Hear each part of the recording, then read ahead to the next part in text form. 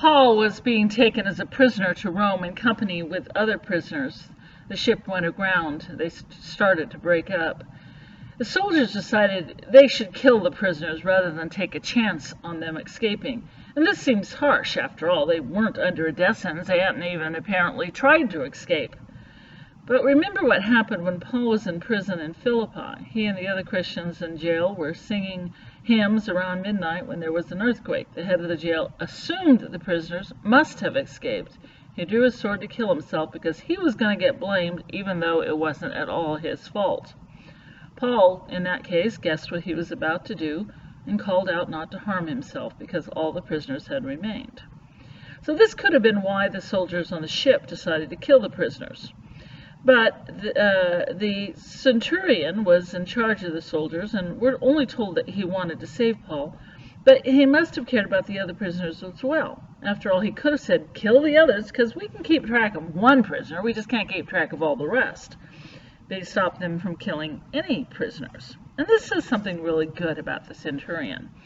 We don't know if he acted out of caring for humankind or out of a sense of simply of justice. You could argue, of course, that justice is a form of caring.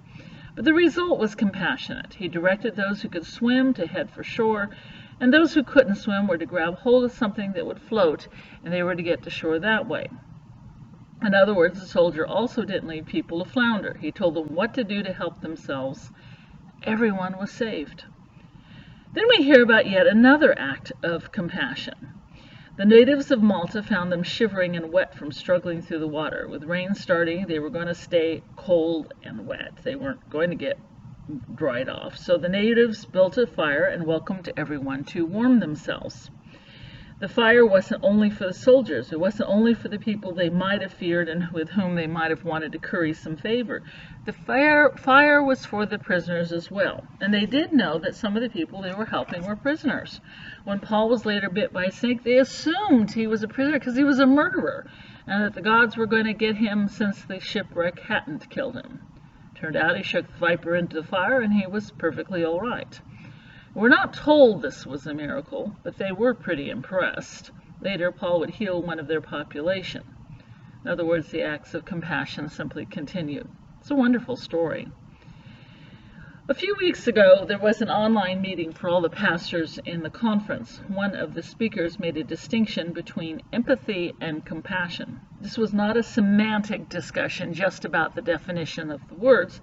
It was talking about the concepts behind the words.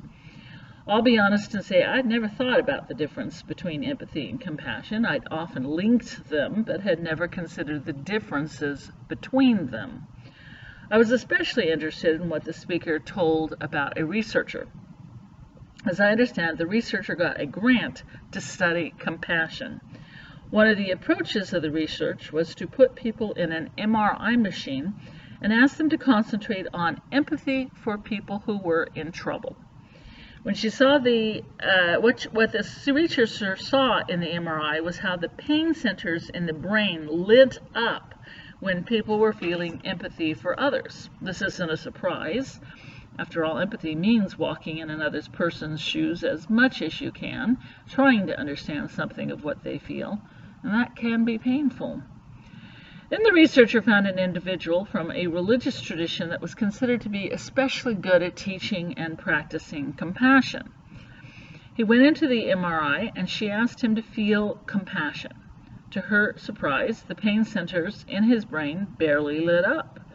She asked him, are you feeling compassion? You are feeling compassion, really? He said he definitely was. So she expressed her surprise and asked him to practice empathy. With that, the pain centers flared high. So she said she'd gotten what she needed, and he said, well, you can't leave me this way. I'm in pain. I want to feel compassion again. So he lay in the machine and practiced his ritual of compassion. The pain centers in his brain quieted down to a dull glow. The speaker saw a lot of significance in this, and I do as well, though I'm not sure whether we can base everything on one MRI. I'm also not sure how compassion is adequately practiced while lying in an MRI machine. The story did make me think about what I would say were the differences between empathy and compassion, and then I would add sympathy. On a quick consideration, I thought empathy is the attempt to understand, and to the extent we can, experience what other people feel. If you have to get technical, sympathy might include feeling and then caring how those other people feel. Compassion, on the other hand, might start with empathy and sympathy, but compassion involves the desire or intention to help. When I looked up the differences between empathy and compassion, I found the internet definition was basically in accord with this. Empathy is more of an emotion or interior experience. Compassion involves something more active. This is why I found it hard to envision compassion being practiced in an MRI machine. I'm not saying you can't do it. I'm just saying it didn't fit what I thought of as compassion. Of course, you can pray for someone in an MRI, and I'd certainly include prayer in the practice of compassion. But compassion, for me at least, usually also includes additional positive action coming out of empathy and prayer. This is partly because, though I believe wholeheartedly in the power of prayer, it is too easy to fool ourselves that we are doing enough if we only pray. It's like the story of the church that gathered to pray for a family undergoing a hard time after a loss of income and other problems. At the end of the prayer meeting, a boy drove up in a wagon, and the wagon was loaded with food and various goods. The boy said, "My pa sent his prayers in the wagon." The problem with saying this is that there's no way to effectively address all the problems there are in the world. If it was just one family, sure, but we don't have enough money. We don't have enough time for the millions of problems and places in the world that need help. We don't have enough wisdom. We have to pray and pray some more. We face this on a frequent basis, for example, responding to the homeless people asking or other people asking for help. We don't have the resources to discover which needs are genuine, what is a con job. We don't have enough resources to meet the genuine needs that so many people experience. We don't know what will be the most effective. We can only try our best. It's hard as an individual. It's hard even when we're joining our efforts together as a church. But I do love the way our smaller efforts can join together in the larger church to make effective change more likely. My favorite special offering is coming up next month. That's the One Great Hour Sharing, which is now called UMCOR Sunday.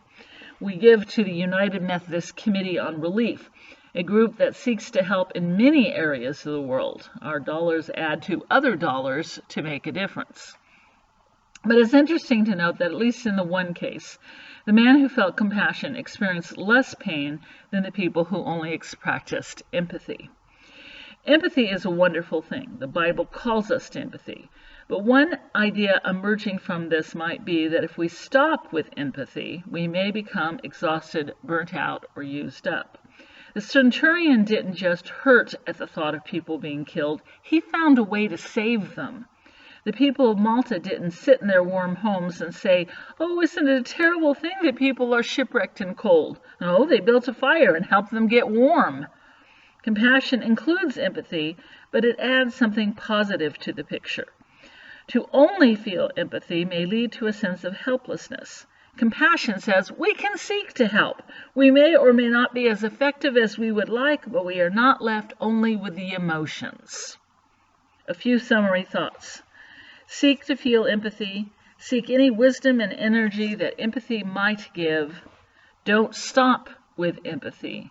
Add positive prayer and definitive action. Even if the effort seems small, don't refrain from doing it, because we never know where the final pieces will fall in place. Compassion in the world gives hope. Amen.